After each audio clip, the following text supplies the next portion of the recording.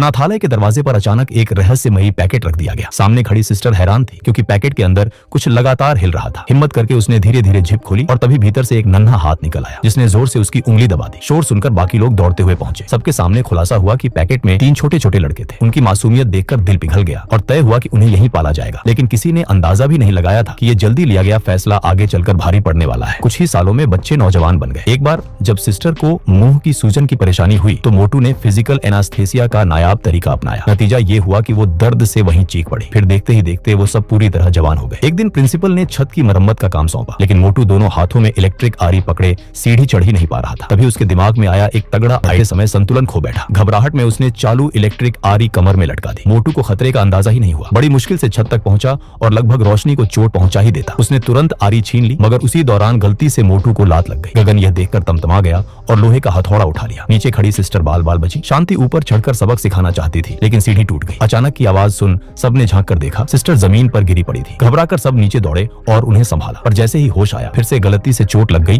और वो दोबारा बेहोश हो गई। इधर मोटू हमला करने को तैयार खड़ा था। बाकी दोनों ने तुरंत उसे पकड़कर खींचा और पानी की बाल्टी से सिस्टर को होश में लाने की कोशिश की। हालात बिगड़ते देख सब वहां से निकल भागे। कुछ समय बाद फादर ने ऐलान किया कि पैसों की कमी के कारण अनाथालय बंद होने वाला है। ये सुनकर तीनों ने ठान लिया कि अब वे खुद कमाएंगे और जगह को बचाएंगे। सड़क पर उन्होंने गले में एक तख्ती टांगी, 250 रुपए दो और हमें जैसा चाहो इस्तेमाल करो। जल्द ही एक कपल उनके पास आया। आदमी ने कहा कि उसकी जिंदगी बस थोड़ी ही बाकी है और वो चाहता है कि ये लोग उसे खत्म कर दें। असलियत ये थी कि औरत अपने पति दलेर से छुटकारा चाहती थी और दोनों ने मिलकर साजिश रची थी। रात को घर बुलाया गया ताकि काम पूरा हो। तीनों ने योजना पर अमल किया, मगर बाद में औरत भड़क उठी कि काम सही से नहीं हुआ। गुस्से में वो लोग गाड़ी का पीछा करते उसके घर तक पहुंच गए, जहां नौकर ने बताया कि दलेर अभी भी जिंदा है और झूठ बेनकाब हो चुका है। इसके बाद वे नर्स का भेष बनाकर अस्पताल पहुंच गए। दलेर छिपने की कोशिश करता रहा, लेकिन उन्होंने सीधे बम उसके वार्ड में रख दिया और छत से कूदकर भाग निकले। बाहर उनकी मुलाकात पुराने साथी सूरज से हो गई, जिसे सालों पहले गोद लिया गया था। सूरज ने उन्हें खाने पर बुलाया, मगर वे काम में फंसे होने के कारण मना कर गए। जाते जाते सूरज ने उनकी एक फोटो खींचकर घर ले आया। जब उसने अपनी पत्नी को तस्वीर दिखाई तो औरत का चेहरा पीला पड़ गया। असल में उसका असली निशाना सूरज ही था। दूसरी तरफ तीनों ने वही तस्वीर देखी और तुरंत सच्चाई समझ गए। उन्होंने पुलिस को पूरी साजिश बता दी।